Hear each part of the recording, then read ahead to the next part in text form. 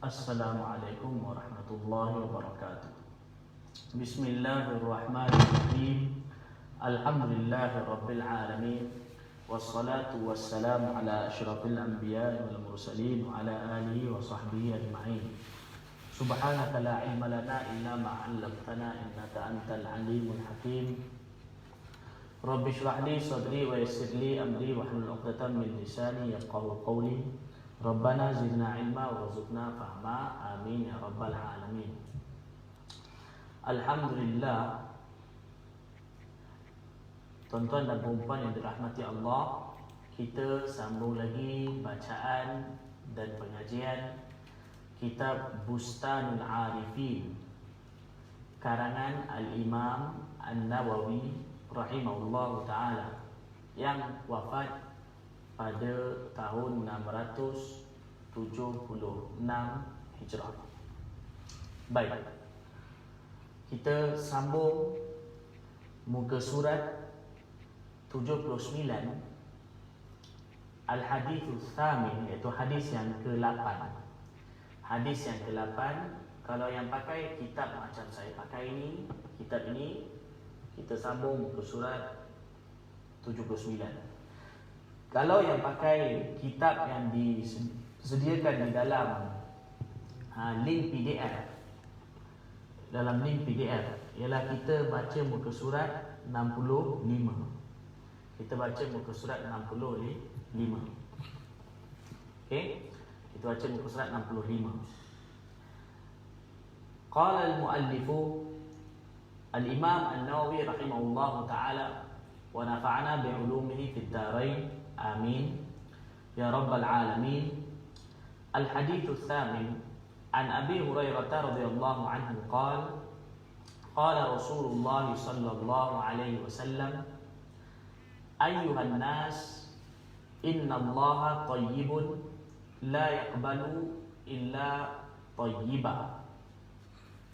Diriwayatkan daripada Sayyidina Abu Hurairah radhiyallahu anhu, beliau telah berkata, telah bersabda Rasulullah sallallahu alaihi wasallam, ayyuhan nas, wahai manusia, ayyuhan nas, wahai seluruh manusia, innallaha thayyibun, sesungguhnya Allah Ta'ala maha baik, ataupun Allah Ta'ala maha suci, bersih. La yaqbalu illa thayyiba, Allah tidak menerima melainkan hanya yang baik, yang bersih. Wa inna Allaha amara al-mu'minina bima amara bihi al-mursalin, dan sesungguhnya Allah Ta'ala memerintahkan kepada orang yang beriman dengan perintah yang diberikan kepada para utusannya, kepada para rasulnya.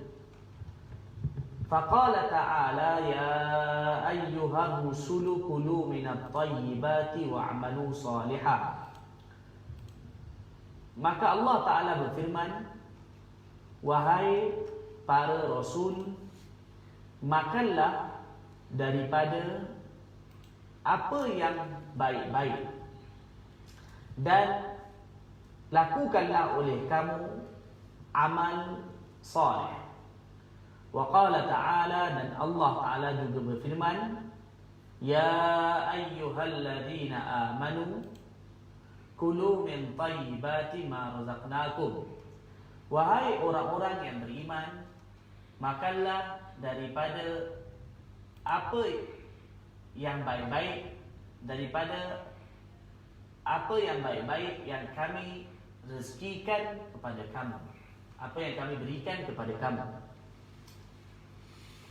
Thumma dzakara ar-rajula yutilu as-safara ash'atha aghbara yamuddu yadayhi ila as-sama'. Kemudian baginda Rasulullah sallallahu alaihi wasallam menyebutkan mengenai seorang lelaki yang bermusafir lama, yang bermusafir panjang. Ash'atha, rambutnya kusut masai, Aghbara, badannya berdebu, rambut badannya berdebu atau pakaiannya berdebu. Yamuddu yadaihi ila sama, dia mengangkat kedua tangannya ke langit. Dia menadah kedua tangannya ke langit. Ya Rabbu, ya Rabbu, atau boleh juga dibaca ya Rabbi, ya Rabbi. Ya Rabbu, ya Rabbu, wa mat'amuhu haram, wa mashrabuhu haram, wa malbasuhu haram, wa hudiya bil haram, fa anna yustajabu lidzalik. Rawahu Muslimun fi sahih. Jadi lelaki tadi dia menadah kedua tangannya berdoa ke langit. Dia berdoa, wahai Tuhanku, wahai Tuhanku. Tetapi baginda bersabda, sedangkan makanannya adalah haram, minumannya adalah haram, pakaiannya adalah haram, dan dia diberi makan dengan makanan yang haram. Maka bagaimanakah diperkenankan bagi doa lelaki tersebut? Hadis diriwayatkan oleh Al-Imam Muslim rahimahullah ta'ala di dalam sahih.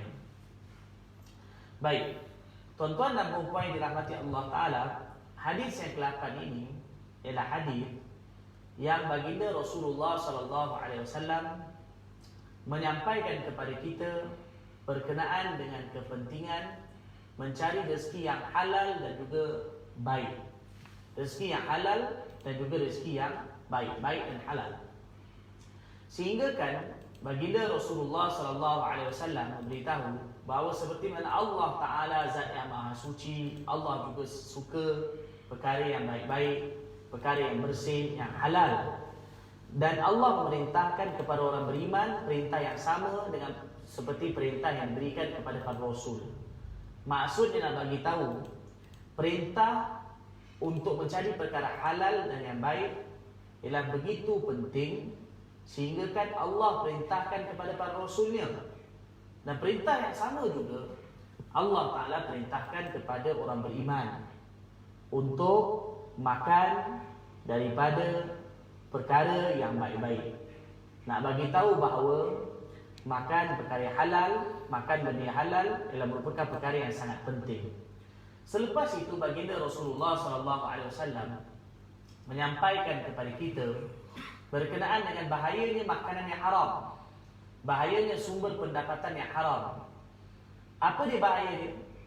Bahayanya ialah doa kita tidak diterima oleh Allah Subhanahu wa taala. Sehingga kan baginda Rasulullah SAW menyebutkan mengenai seorang lelaki yang dia bermusafir panjang berdoa dalam keadaan rambut dia kusut masai, badan berdebu, dan dia berdoa mengangkat tangan ke langit, berdoa kepada Allah Ta'ala, ya Allah bagi aku sekian, ya Allah bagi aku sekian, ya Allah bagi aku sekian. Tetapi pakaian, minuman, makanan, pakaian, minuman, kesemuanya daripada sumber haram, dan dia juga diberi makan yang haram, maksudnya pendapatannya juga haram. Maka baginda bersabda, bagaimanakah doa dia Allah Ta'ala terima? Dalam hadis ni satu perkara yang halus yang disampaikan oleh baginda Rasulullah SAW. Baginda sebutkan lelaki yang bermusafir panjang dan dia berdoa dengan sungguh-sungguh kepada Allah Ta'ala. Di dalam hadis yang lain ada disebutkan bahawa doa musafir adalah mustajab di sisi Allah Ta'ala, diterima oleh Allah Ta'ala. Bermakna antara sebab kepada doa diterima ialah bila dia bermusafir. Dan selain daripada itu juga, antara sebab kepada doa diterima ialah seorang ketika berdoa menzahirkan kehinaan dirinya di hadapan Allah. Dan antara tanda menzahirkan diri ketika berdoa, menzahirkan kehinaan diri ketika berdoa di hadapan Allah ialah dengan menadah kedua tangan. Maksudnya angkat tangan, itu tanda seolah-olah kita betul-betul minta kepada Allah Ta'ala. Di dalam hadis ini Nabi SAW sebutkan bahawa seorang yang mana sewajarnya doa diterima kerana dia bermusafir, dia penat, lelah, dan juga badannya berdebu, dia punya rambut kusut masai, keadaan ini sewajarnya doa diterima. Lagi perlu dia mengangkat dua tangannya, menzahirkan kehinaan diri di hadapan Allah Ta'ala ketika berdoa. Tetapi amat malam, oleh kerana lelaki ini makanan, minuman dan pakaian dari sumber yang haram, menyebabkan doanya tidak diterima oleh Allah Subhanahu wa Ta'ala. Walaupun asbab penerimaan doa ada pada dirinya, tetapi kerana sumber pendapatan dan makanan minuman yang haram menyebabkan doanya tidak dikabulkan oleh Allah Ta'ala. Maka oleh itu hadis ini menggalakkan kepada kita supaya kita berusaha mensucikan zahir dan batin kita. Luaran baik dengan amalan soleh dan juga dengan akhlak yang baik, yang terpuji, dan juga dalaman kita juga diusahakan menjadi bersih dan suci dengan makanan yang halal dan juga baik. Al-hadithut tasi'u, hadis yang ke-9. Hadis la darara wa la dirara. Hadisnya ialah hadis yang diriwayatkan la darara wa la dirara. La darara wa la dirara, iaitu tidak boleh memberikan kemudaratan dan juga tidak boleh membalas kemudaratan. La darara maknanya tidak boleh memberi sebarang kemudaratan, wala dirara, dan tidak boleh membalas kemudaratan yang dilakukan oleh orang kepada kita. Rawahu Malikun mursalan. Hadis ini diriwayatkan oleh Imam Malik rahimahullahu taala secara mursal. Wa rawahu ad-Darqutni wa jama'atun min wujuhin muttasilan wa huwa haditsun hasan. Dan juga hadis ini diriwayatkan oleh Darqutni dan jama'atun, makna sekumpulan para ulama meriwayatkan min wujuhin, daripada beberapa jalan sanad secara muttasil. Muttasil maknanya sanadnya bersambung. Dan hadis ni lah hadis hasan. Maknanya Imam Malik rahimahullah ta'ala, beliau riwayatkan hadis ini secara mursal. Apa makna hadis mursal? Hadis mursal ialah hadis yang mana di dalam sanadnya, sanad hadis tu, sanad maksudnya daripada guru pada guru pada guru, lepas tu sampailah pada sahabat, sampailah pada Rasulullah sallallahu alaihi wasallam. Itu sanad hadis dipanggil. Bila disebutkan perawi demi perawi, rantaian perawi itu dipanggil sanad. Jadi hadis mursal ialah hadis yang dalam rantaian sanadnya perawi yang selepas daripada tabi'i digugurkan. Mana tabi'i secara umumnya antara tabi'i nak pergi pada Rasulullah sallallahu alaihi wasallam mesti ada pengantara. Dan pengantara tu sahabatlah. Tetapi kalau ada hadis yang diriwayatkan oleh tabi'i, kemudian selepas tabi'i itu digugurkan, tak disebutkan siapakah yang meriwayatkan selepasnya, maka hadis itu disebut sebagai hadis mursal. Dan hadis mursal termasuk di dalam hadis yang terputus sanadnya. Boleh juga dimasukkan hadis yang mana munqati' secara umum, hadis yang terputus sanadnya. Baik. Jadi Imam Malik rahimahullah meriwayatkan hadis ini secara mursal, mana hadis ni diriwayatkan selepas perawi selepas dari tabi'i digugurkan. Maknanya sanad dia terputus. Tetapi Imam Darqutni dan sebahagian ulama yang lain, mereka riwayatkan hadis ni dengan sanadnya muttasil, mana sanadnya bersambung, tak terputus. Makna ada sahabat yang meriwayatkan selepas daripada tabi'i tersebut. Dan dalam riwayat ulama yang meriwayatkan hadis ini secara muttasil, sahabat yang meriwayatkan hadis ni ialah Sayyidina Abu Sa'id Al-Khudri radhiyallahu anhu. Maka hadis ni muttasil sanadnya, tetapi daripada riwayat selain dari Imam Malik rahimahullahu taala, dan hadis ni ialah hadis hasan. Baik. Hadis ni merupakan satu kaedah yang penting dalam syariat Islam. Apa dia? Iaitu baginda Rasulullah sallallahu alaihi wasallam bersabda, la darara, jangan mudaratkan orang lain. Jangan menyakiti, menyusahkan ataupun membahayakan orang lain. Wala dirara, dan juga jangan membalas kemudaratan orang lain. Maksud daripada hadis ini ialah Islam antara satu konsep yang penting dalam Islam ialah menahan kemudaratan diri kita daripada menyusahkan orang lain, daripada membahayakan, menyakiti orang lain. Bahkan selagi mana mampu, kalau orang menyusahkan kita pun, kita tak balas keburukan bagi dia, bahkan kita balas kebaikan bagi dia. Bahkan di dalam hadis ini, baginda Rasulullah SAW menggalakkan kepada kita supaya kita berusaha sedaya mungkin jangan menyusahkan orang lain.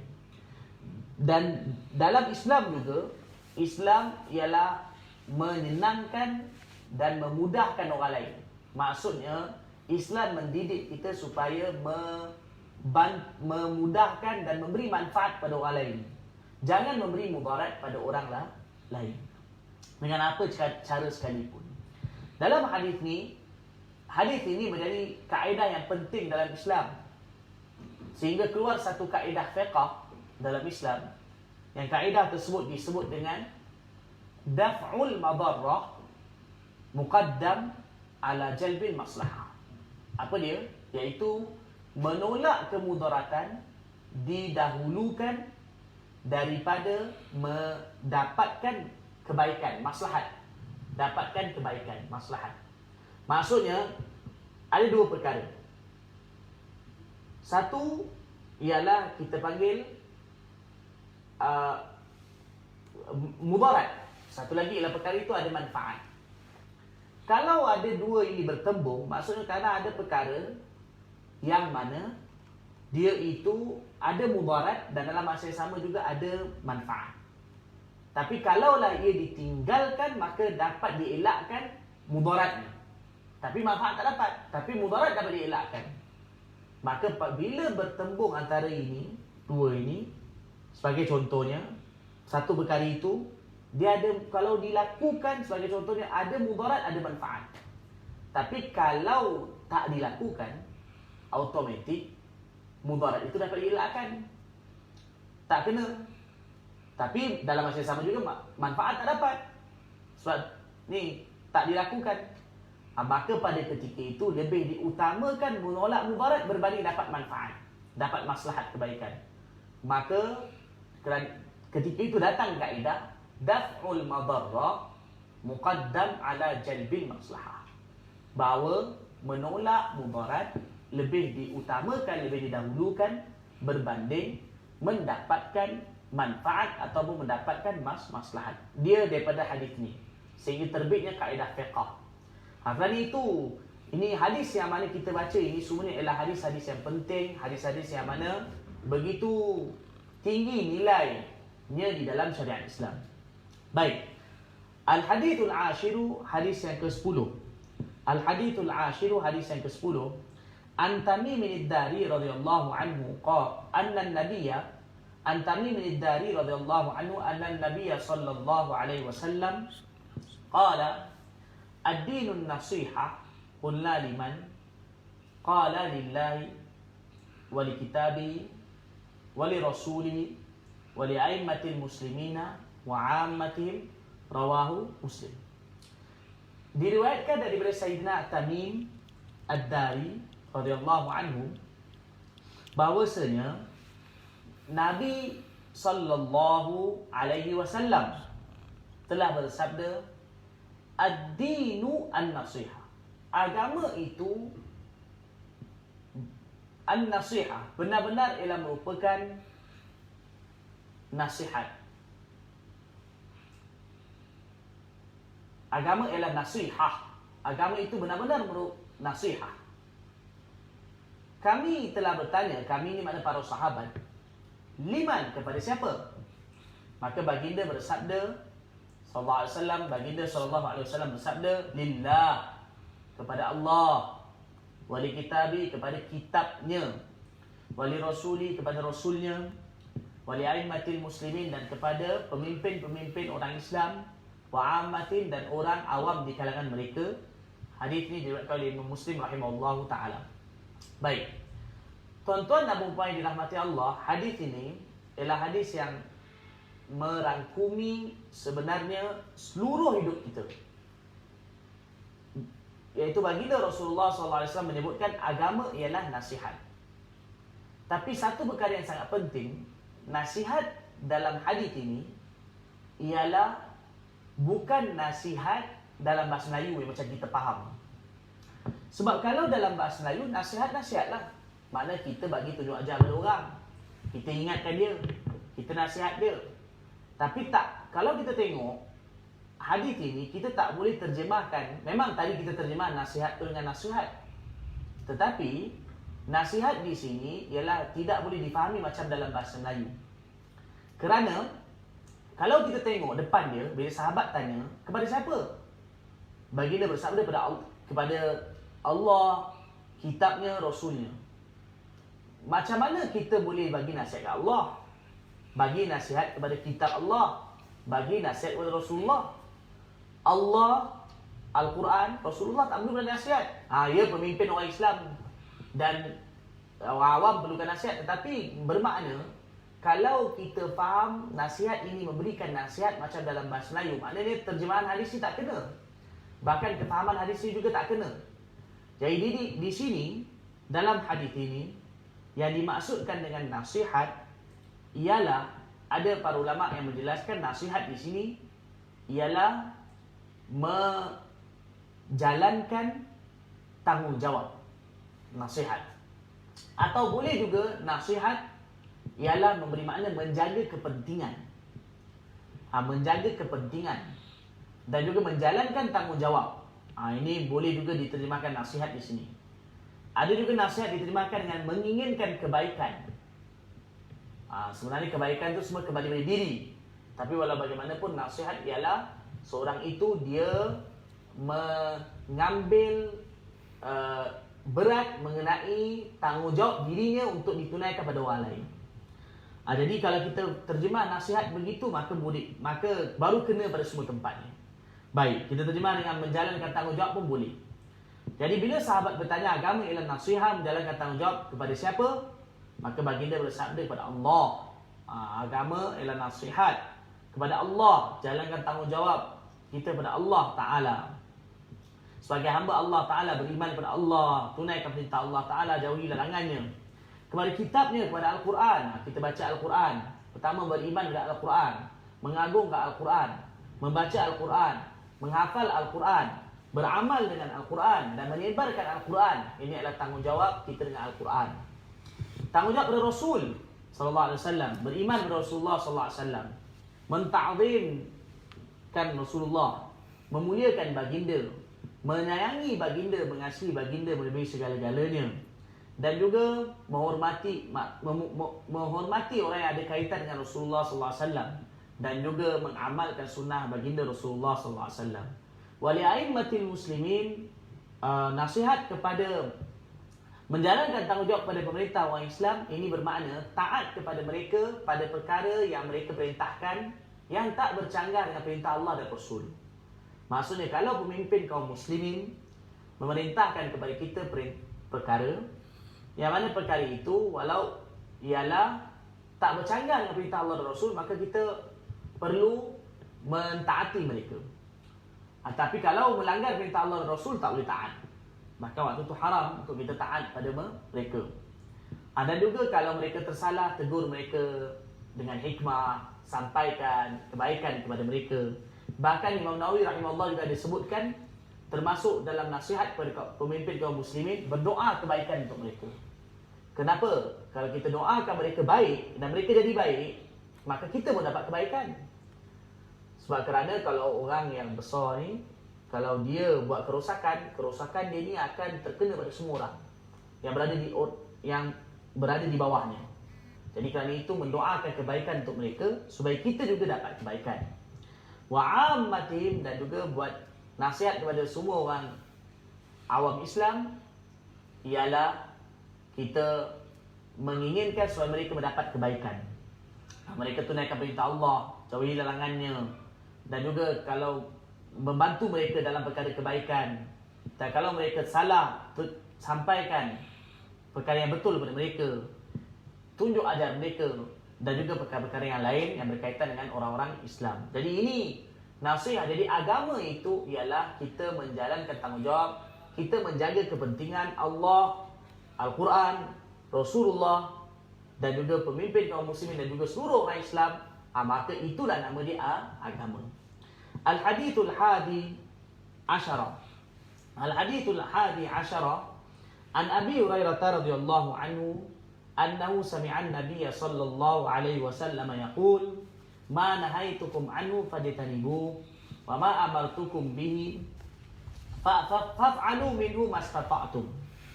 Diriwayatkan daripada Sayyidina Abu Hurairah radhiyallahu taala anhu bahwasanya beliau mendengar Nabi sallallahu alaihi wasallam bersabda, apa yang aku perintah, apa yang aku larang kamu daripadanya, ma nahaitukum anhu, apa yang aku larang kamu daripadanya, fajtanibu, maka jauhilah dia.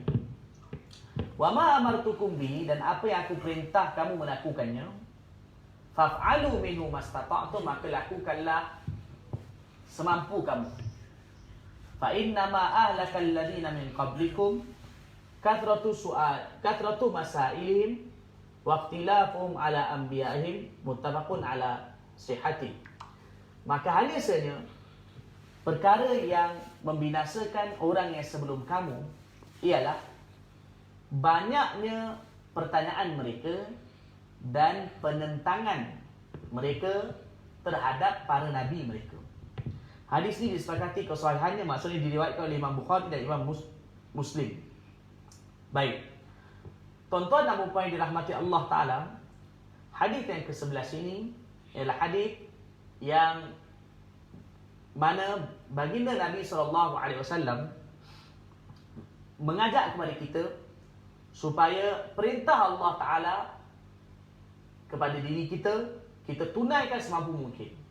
Dan apa yang mana Nabi SAW larang dari kita, atau Allah larang, Nabi SAW larang, kita jauhkan. Apa yang diperintahkan kita buat semampu mungkin, dan apa yang dilarang kita tinggalkan. Itu larangan kita memang kena jauhi. Tapi apa yang diperintahkan kita semampu mungkin tunaikan. Dan Nabi SAW menyebutkan antara sebab kebinasaan umat yang terdahulu ialah mereka ini bertanya tapi mereka tak mau lakukan. Mereka tanya seolah-olah macam nak lakukan, tapi bila diberitahu dan bila diperintahkan, mereka tak tunaikan. Mereka tak lakukan. Maka akhirnya mereka telah dibinasakan oleh Allah Subhanahu Wa Taala. Dalam hadis ini bukanlah dilarang daripada bertanya. Seorang yang bertanya untuk permasalahan agamanya, untuk manfaat dirinya, maka itu digalakkan. Tetapi ialah kalau bertanya bukan dengan tujuan untuk beramal, maka itu yang dicela dalam hadis ini.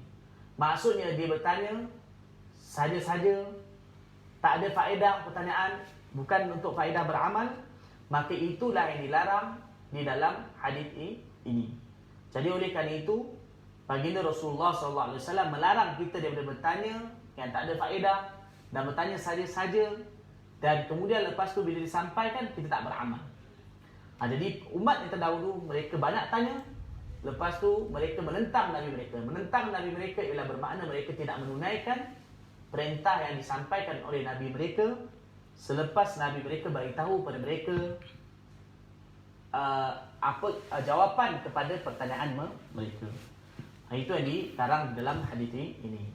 Baik, semoga hadis yang kita baca tadi kita dapat ambil manfaat. Allah SWT beri kepada kita manfaat sebanyak-banyaknya. Kita dapat dengar, baca hadis Nabi SAW, dan mudah-mudahan Allah Ta'ala beri kepada kita manfaat dunia dan akhirat. Wa sallallahu ala sayyidina Muhammadin nabiyil ummi wa ala alihi wa sahbihi wa baraka wa sallam. Subhana rabbika rabbil izzati amma yasifun wa salamun ala al-mursalin walhamdulillahi rabbil alamin.